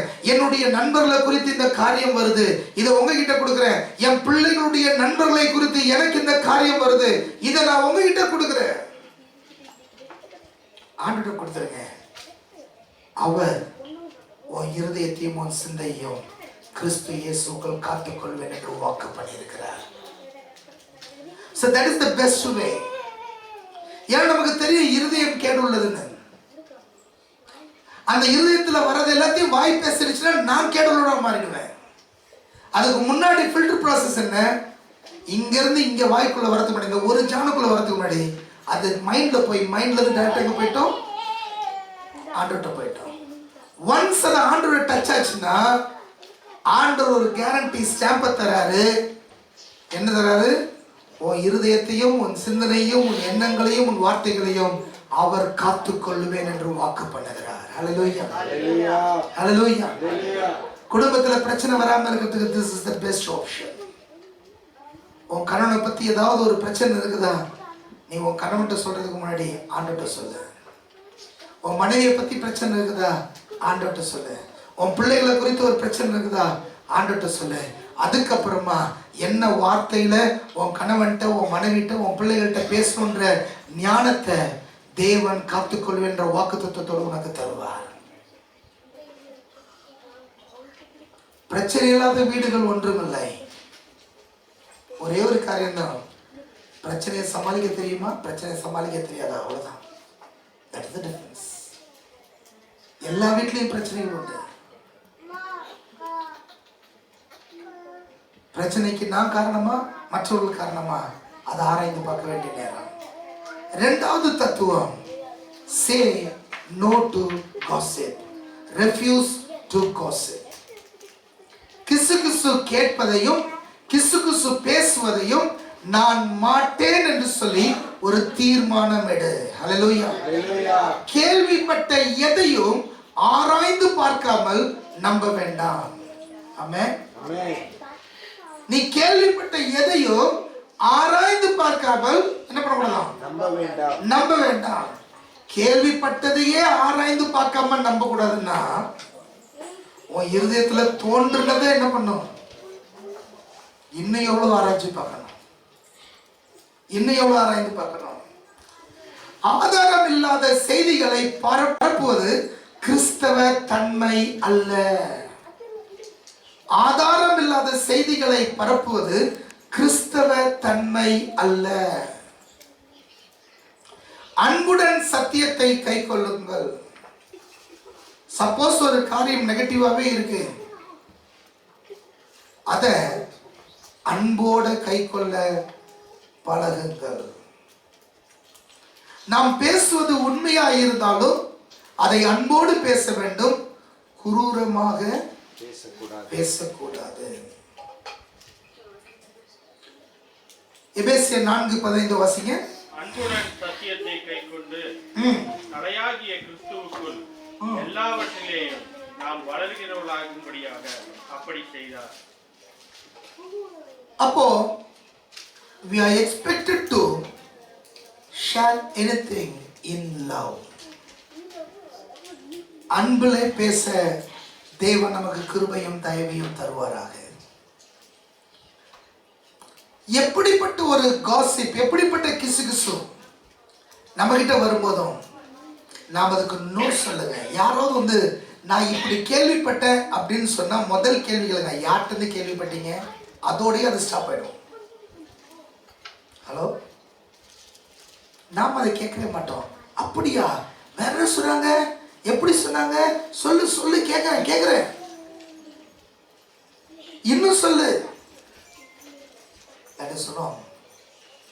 ஒரு செய்தி உன்கிட்ட வரும்போதே இதை யார் சொன்னாங்கன்றத நிறுத்தி கேட்க தேவன் நமக்கு கிருபை தருவாராக. Ask for the source. அந்த யார் சொன்னாங்கன்னு சொல்லாம உன்கிட்ட ஒரு செய்தி வந்தாலும் ஒண்ணுதான், அது வராம இருந்தாலும் ஒண்ணுதான்.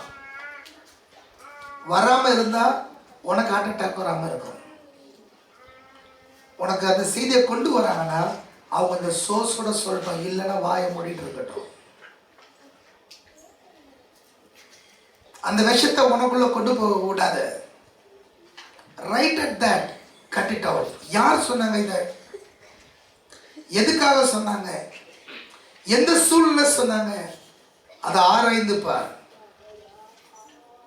அதனுடைய உண்மைத்தன்மை தெரியாம அதை உன்கிட்ட இருந்து இன்னொருத்தவங்க கிட்ட என்ன பண்ணாத, பரப்பாத. நாங்க ரகசியத்தெல்லாம் சொல்ல மாட்டோம் பாஸ்டர், ஆனா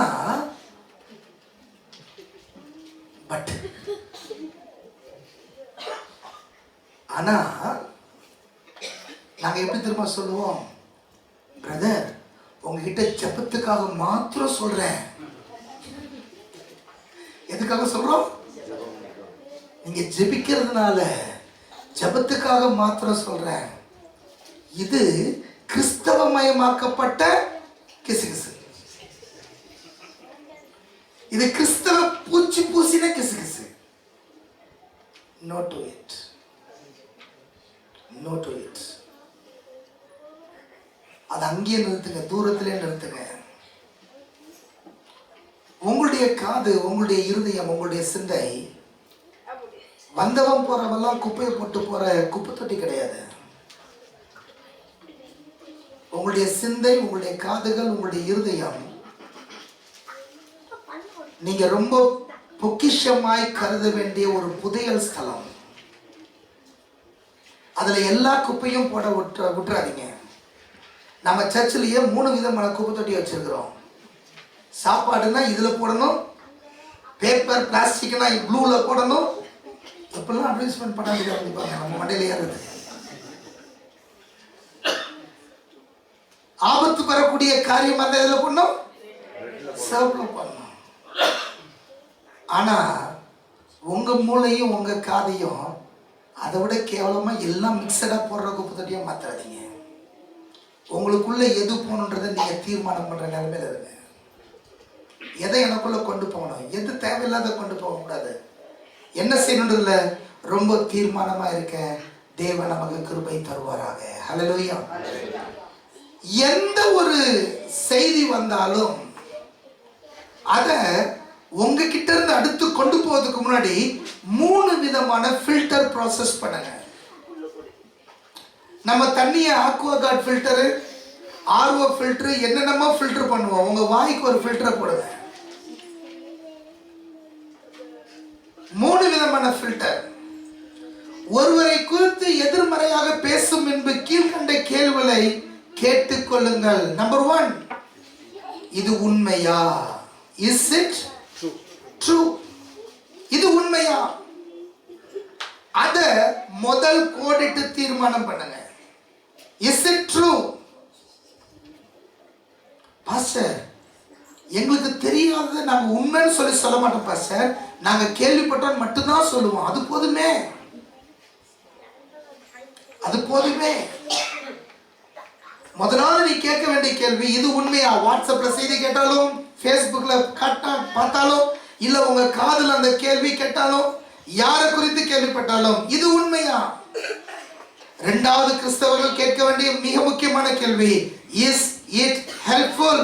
இது பிரயோஜனமா? இதை நான் இப்ப கேட்பதினால, இதை இப்ப நான் சொல்வதனால ஏதாவது பிரயோஜனம் இருக்கா? 3வது, இதை சொல்வதனால் யாருக்காவது எங்கேயாவது ஒரு நன்மை நடக்குமா? Will it do any good for anybody or anywhere? இதை சொல்வதனால எங்கேயாவது யாருக்காவது ஏதாவது நன்மை நடக்குமா? இந்த 3த்துக்கும் உங்க கேள்விக்கு எஸ்ன்னு ஆன்சர் இருந்ததுன்னா அதுக்கப்புறமா அதை சொல்லுமா வேண்டாமான்றது தீர்மானம் பண்ணுங்க.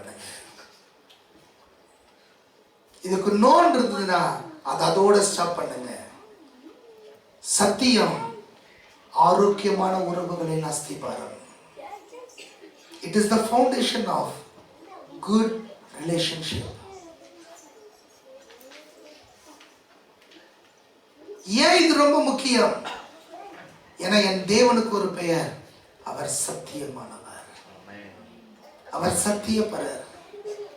அது அவருடைய குணாதிசயத்தில் ஒன்று. It is the very nature and the essence of God. ஆனா பிசாசு குறித்து சொல்லும்போது அவன் பொய்யனும் பொய்க்கு பிதாவுமானவனாய் இருக்கிறான். தேவனை குறித்து சொல்லும்போது அவர் பொய் சொல்லாத தேவனாய் இருக்கிறார். தீத்து 1:2 வாசிங்க. தீத்து 1:2. அவர் பொய் சொல்ல மாட்டார், அவர் சத்தியபரர். Page number சொல்லுமோ? பிதாவாகிய தேவனாலும் நம்முடைய இரட்சகராய் இருக்கிற கர்த்தராகிய இயேசு கிறிஸ்துவினாலும் கிருபையும் இரக்கமும் சமாதானமும்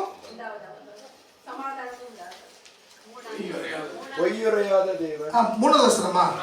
3வது வசனம். பொய்யுரையாத தேவன் ஆதிகாலம் முதல் நித்திய ஜீவனை குறித்து வாக்குத்தத்தம் பண்ணி அதை குறித்து நம்பிக்கையை பற்றி தேவ பக்திக்கு ஏதுவான சத்தியத்தை அறிகிற அறிவும் விசுவாசமும் தேவனால் தெரிந்து கொள்ளப்பட்டவர்களுக்கு உண்டாகும்படி. அதுல முதல் வார்த்தை வருது, அவர் பொய் உரையாத தேவன். God never lies. ஆனா பிசாசுக்கு என்ன பெயர்? பொய்யனும் பொய்க்கு பிதாவான. நம்ம தமிழ்ல சொன்னா இவன் பொய்க்கெல்லாம் அப்பண்டா, அதான் பிசாசு. அப்ப நாம பொய் பேசும்போது பிசாசின் சுபாவத்தை வெளிப்படுத்துகிறோம். நல்லா புரிஞ்சுக்கோங்க. நீங்க பொய் பேசும்போது அது காசிப்பா இருக்கலாம், கிசுகிசுவா இருக்கலாம், அவதூறா இருக்கலாம், மற்ற எதுவா வேணா இருக்கலாம். ஆனதை நீங்க பேசும்போது, மற்றவர்களுக்கு விரோதமாய் பொய் சாட்சி பேசும்போது நீங்க பிசாசின் சுபாவத்தை வெளிப்படுத்துகிறீர்கள். நாம் உண்மையை பேசும்போது தேவனுடைய ஆவியானவரோடு இசைந்திருக்கிறோம். நீங்க உண்மையை பேசும்போது தேவனுடைய ஆவியோடு இசைந்திருக்கிறோம். யோவான் 8:44 வாசிங்க. நீங்கள் உங்கள் பிதாவாகிய பிசாசானவனால் உண்டானவர்கள், உங்கள் பிதாவினுடைய இச்சைகளின்படி செய்ய மனதாய் இருக்கிறீர்கள். அப்ப ஆண்டவர் சொல்றாரு, நீங்க உங்கள் பிதாவாகிய பிசாசானவனால் உண்டானவங்க. நீங்க பொய் பேசுவீங்க, ஏன்னா your source is that. ஆனா தேவன் பொய்யாத தேவன். ஹல்லேலூயா. அதுக்கு ஒரு ஸ்டாப் பண்ணுங்க, அதை ஒரு தடுத்து நிறுத்துங்க. நான் இதை நீ பரப்ப மாட்டேன்ற தீர்மானத்துல வாங்க. நல்லவங்க தான் ஆனா அப்படி சொல்லி நிறுத்தாதீங்க. நல்ல குடும்பம் தான் ஆனா சொல்லி நிறுத்தாதீங்க. எல்லா நேரத்திலும் உங்களுடைய சத்தியம் சத்தியமா இருக்கட்டும். ஹல்லேலூயா. ஒரு வார்த்தை எனக்கு கரெக்டா ஞாபகம் வரல, ஃபேஸ் கரெக்டா ஞாபகம் வரல. Always say what you mean. Always mean what you say, but never say what I mean. எப்பொழுதும் நீ எதை உணர்கிறாயோ அதை பேசு. எப்பொழுதும் நீ பேசுவதையே உன் வாழ்க்கையில உண்மையாய் கைக்கொள். உன்னை பேசிட்டு அது இந்த அர்த்தம்னு சொல்ல நிக்காத. Let your yes be yes and let your no be no. உன்னுடைய ஆம் ஆமாவா இருக்கட்டும், இல்லை இல்லையா இருக்கட்டும். ஓகே, இப்போ இன்னொரு பகுதிக்கு வருகிறோம். ஒருவேளை உங்களுடைய இருதயம் மற்றவர்கள் சொன்ன பொய்யான வார்த்தைகளினாலே காயப்பட்டிருக்கலாம். நம்முடைய வார்த்தைகள் மற்றவர்களை காயப்படுத்தும். மற்றவர்கள் என்னை குறித்து பேசின வார்த்தைகள் நம்முடைய இருதயத்தையும் காயப்படுத்தும். மறந்துடாதீங்க. அதான் நம்ம தமிழ்ல ஒரு பழமொழி இருக்குல்ல, தீயினால் சுட்ட பொன் உள்ளாரும் ஆறாதே, நாவினால்.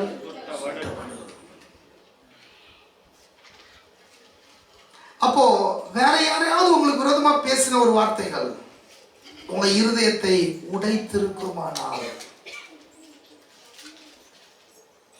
உங்களால ஜீர்ணிக்க முடியாத ஒரு காயம் ஏற்பட்டிருக்குமானால், இந்த ராத்திரி வேளையில தேவன் உங்கள் காயங்களை கட்டுகிற பரிசுத்த தேவன் அவர் நம்ம மத்தியிலே இருக்கிறார்.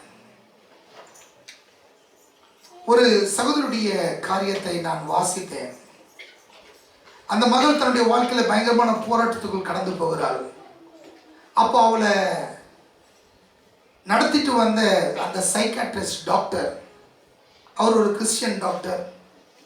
பயங்கரமான போராட்டம். அந்த போராட்டத்தினுடைய காரணம் என்ன என்று கேட்கும்போது, இந்த மகள் 8வது படிக்கும் போது ஏதோ ஒரு காரணத்தினாலே அவங்க டீச்சர் இந்த மகளை பிடிக்கல. அதனால ஒரு நாள் இந்த டீச்சர் என்ன பண்ணியிருக்காங்க, அவளை கூப்பிட்டு கருப்பு போர்டுல நான் தோற்று போனவள் என்று எழுதுன்னு சொல்லி சொல்லியிருக்காங்க. இவனும் எழுதியிருக்கிறார். எழுதிட்ட பிறகு இந்த கிளாஸ்ல இருக்கிற 20 பேரை பார்த்து, இந்த பெண்ணை குறித்து நீங்க என்னென்னலாம் நினைக்கிறீங்களோ அதெல்லாம் எழுதுங்கன்னு சொல்லிட்டாங்க. அது இவளை பயங்கரமா சைக்காலஜிக்கலா பாதிச்சிருச்சு.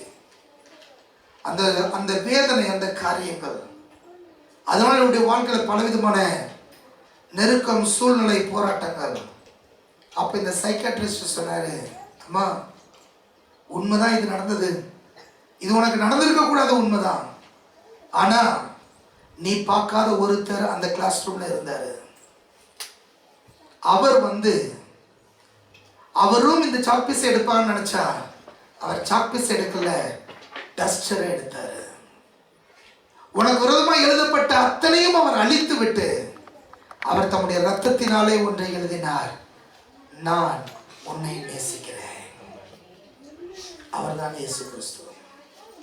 ஒருவேளை இந்த ராத்திரி வேளையில உன்னுடைய இருதயம் முழுவதும் காயப்பட்டு வேதனைப்பட்டு மற்றவர்கள் உன்னை குறித்து பேசின வார்த்தைகளினாலே சோர்வுற்று இந்த இடத்துல இருப்பாயானால், என் இயேசு உன்னை பார்த்து சொல்கிறார், நான் உன்னை நேசிக்கிறேன்.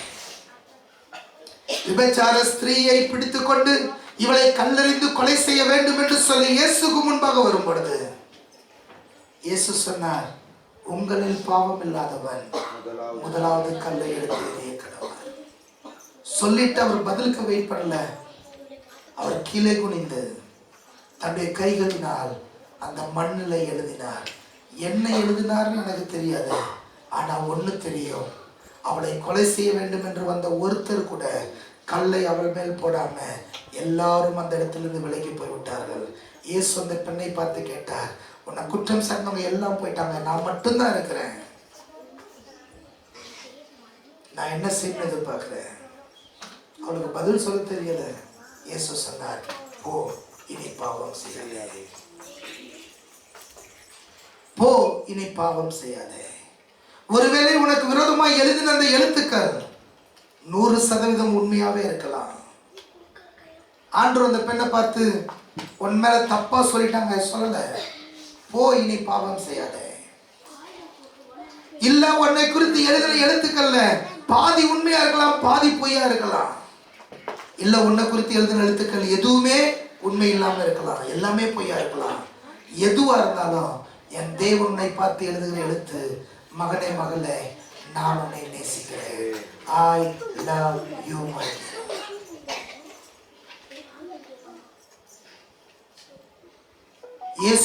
மனிதர்கள் உன்னை குறித்து சொல்லும் பொய்யான வார்த்தைகளை இயேசுவின் சத்தியம் மாற்ற வல்லமையுடையது. உன் வாழ்க்கையை அவர் மாற்றுகிறார். நீ அவருடைய பிள்ளையாய் தேவ சமூகத்தில் வந்திருக்கிற. ஒருவேளை உன் இருதயத்தின் ஆழத்துல யாராவது சொன்ன வார்த்தைகள் உன் இருதயத்தை உடைத்து, அது கணவனா இருக்கலாம், மனைவியா இருக்கலாம், பிள்ளைகளா இருக்கலாம், பெற்றோரா இருக்கலாம், உன் நண்பர்களா இருக்கலாம், உன்னோடு விளையாடினவர்களா இருக்கலாம், உன்னுடைய டீச்சர்ஸா இருக்கலாம், ஏன் ஊழியக்காரங்களா கூட இருக்கலாம்.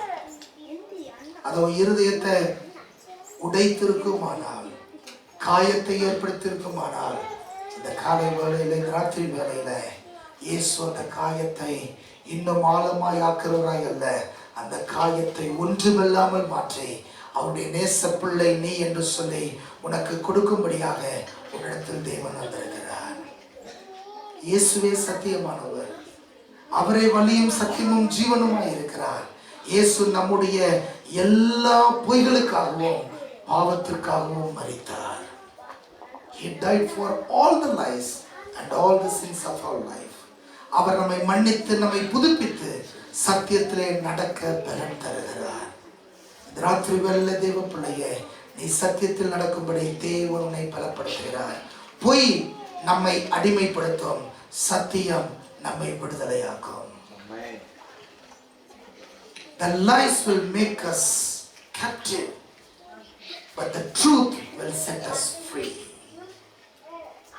சத்தியத்தை அறியுங்கள், சத்தியம் உங்களை விடுதலையாக்கும். இந்த ராத்திரி வேளையில உங்க இருதயத்தை சோதித்து பாருங்க. உங்க உள்ளத்துல மறைந்திருக்கும் வஞ்சகத்தை ஆராய்ந்து பாருங்கள். யார் மேல பழி போடுறதுக்காக நீங்க இப்படிப்பட்ட காரியங்களை மற்றொரு விரோதமாய் பேசுறீங்க, எடுத்து யோசிச்சு பாருங்க. உங்க இருதயத்தின் நினைவுகளை தேவனுடைய சமூகத்தில் ஒப்புக் கொடுங்க. பிலிப்பியர் 4 சொன்னபடி ஸ்தோத்திரத்தோடும் விண்ணப்பத்தோடும் தேவனுக்கு தெரியப்படுத்துங்க. உங்கள் புத்தி கெட்டாத தேவ சமாதானத்தினாலே உங்கள் இருதயத்தையும் உங்கள் சிந்தனைகளையும் கிறிஸ்து இயேசுவுக்குள் தேவன் காத்துக்கொள்வார் என்ற வாக்குத்தத்தத்தை பெற்றுக் கொள்ளுங்க. உங்க இருதயத்துல ஒரு பிரச்சனை காரியம் இருக்குன்னா அறிக்கை செய்யுங்க. பொய், புறங்கூறுதல், இச்சகம் பேசுதல் போன்ற பாவங்களை தேவனிடத்துல அறிக்கை செய்யுங்க. Confess to God. Confess to God. உண்மைன்னு தெரியாம பேசுறது, உண்மையான தெரியாம பேசுறது. பாஸ்டர், நான் மற்றவங்களை பத்தி எல்லாம் பேச மாட்டேன் பாஸ்டர், நான் என்னை பத்தி தான் பேசிட்டேன். தேவ பிள்ளைய, நாமளும் இந்த ஜோக்கா நிறைய பொய் பேசுவோம் தெரியுமா? ஜோக்கா நிறைய பொய் பேசுவோம். நானும் பேசிட்டு இருந்தேன். ஆனா நான் ஒரு மெட்ராஸ்ல ஒரு ட்ரைனிங்காக போயிருக்கும் போது வெளிநாட்டில இருந்து வந்த பலரும், இந்தியாவிலிருந்து வந்த பலரும் நாங்கள் சேர்ந்து ஒரு கிளாஸில் இருந்தோம். அந்த கிளாஸ் முடிகிற அந்த கடைசி காலகட்டத்தில் அப்போது ஒரு நாள் வெளிநாட்டிலேருந்து வந்தவங்க, அவங்க பல விதமான வேலையை செய்கிறவங்க, அவங்க சொன்னாங்க, நாங்கள் உங்களுக்கு ஒரு ட்ரீட் வைக்கிறோம், நாங்கள் அமெரிக்கன் ஃபுட்டு ஒரு இடத்துக்கு கூப்பிட்டு போகிறோம். ஓகே, அதில் அவங்க இதை விட இனிமையான செய்தி என்னன்னா, ஃபுல் டைம் ஊழியக்காரங்க இதில் பணம் போட வேண்டாம்னாங்க. நம்மளும் அந்த கேட்டகரியில் வந்துடுறோம். அதனால ஃப்ரீயாக போய் சாப்பிட்லாம். Okay fine. அப்போ நாங்கள் ஒரு 6-7 காரில் கால் டாக்ஸியில் நாங்கள் அந்த குறிப்பிட்ட இடத்துக்கு போயிட்டோம். அப்போது திரும்பி வரும்போது போய் சாப்பிட்டோம், எல்லாம் சாப்பிட்டோம். திரும்பி வரும்போது ஒரு குறிப்பிட்ட காரில் இருந்த சுரேஷின் ஒரு தம்பி, அவன் ஆந்திராவிலேருந்து வந்த பையன், அவன் எங்களோட காரில் வந்துட்டான். எங்களோட காரில் வந்துட்ட பிறகு நாங்கள் திரும்பி வந்துட்டு இருக்கிறோம். அப்போ அவன் எந்த காரில் ஆக்சுவலாக ஏறிக்கணுமோ அங்கே இருக்கிறவங்க எங்களுக்கு ஃபோன் பண்ணுறாங்க, பாஸ்டர் ஃப்ரெண்ட்ஸ் உங்களோட காரில் சுரேஷ் இருக்காரு, நமக்கு இந்த விளையாட்டு ரொம்ப ஃபாஸ்ட்டாக வருங்க, கொஞ்சம் அலையட்டும்னு சொல்லிட்டு நான் என்ன பண்ணிட்டேன், இல்லைன்னு சொல்லிட்டேன். அவங்க போய் நான் திரும்பி பார்த்துட்டு திருப்பி வராங்க. ஒரு 1 hour கழிச்சு திருப்பி நம்ம இடத்துக்கு, நாங்கள் தங்கின இடத்துக்கு வராங்க. தங்கின இடத்துக்கு வரும்போது நாங்கள் சுரேஷ் எல்லாரும் சேர்ந்து பேசிட்டு விளையாட்டுருக்குறோம். இதை பார்த்தோட வந்துட்டு நேரையே பார்த்து கேட்ட முதல் கேள்வி, அடுத்த தடவை நீங்க எதையாவது சொல்லும்போது அது பொய் இல்லைன்னு நாங்கள் எப்படி நம்ப முடியும்? And that question changed my life upside down. விளையாட்டுக்காக போய் சொல்றத அதோடு நிறுத்த முயற்சி பண்ணினேன். நான் 100% கரெக்ட்னு சொல்ல வரல, ஆனால் I am working on it. அதை பிரயாசப்பட்டு கொண்டிருக்கிறேன். வேதத்தில் சொல்லுது, நம்ம வஞ்சகமா ஒருத்தனை ஒரு விதமா பேசிட்டு விளையாட்டுக்கு தானே சொல்றது அது ரொம்ப மோசமானது. அதனாலதான் ஈவன் நம்ம பிரதர்ஸ் சிஸ்டர்ஸ் நம்ம சேர்ந்து இருக்கும்போது கூட தேவையில்லாத கிண்டல் பேச்சை நிறுத்துங்கன்னு சொல்றோம். ஏன்னா பேச்சின் மீதில, வார்த்தையின் மீதில பாவம் இல்லாமல் போகாது. நீ ஒன்ன குறித்து பொய் சொல்லாத. நீ பொய் சொல்றேன்னு தெரிஞ்சுன்னா அடுத்து ஒருத்தர் ஒண்ணு நம்ப மாட்டாங்க. மற்றவங்களை தாக்கணும்னு சொல்லி பொய் சொல்லாத, அவதூறு பரப்பாத, அது உன் வாழ்க்கையில நன்மையா இருக்காது. உண்மைன்னு தெரியாம ஒரு பொய்ய சொல்லாத, ஒரு கிசுகிசுவை பரப்பாத, அது உன் வாழ்க்கையில பெரிய ஒரு அசிங்கத்துக்குள் உன்னை கொண்டு போய் விட்டுவிடும். ஒருவேளை அப்படிப்பட்ட சுபாவம் நமக்கு இருக்குமானால் உன் இருதயத்தை சோதித்து பார். உள்ளே மறைந்திருக்கிற வஞ்சகத்தை ஆராய்ந்து பாருங்கள். தேவனிடத்தில் அறிக்கை செய்யுங்கள்.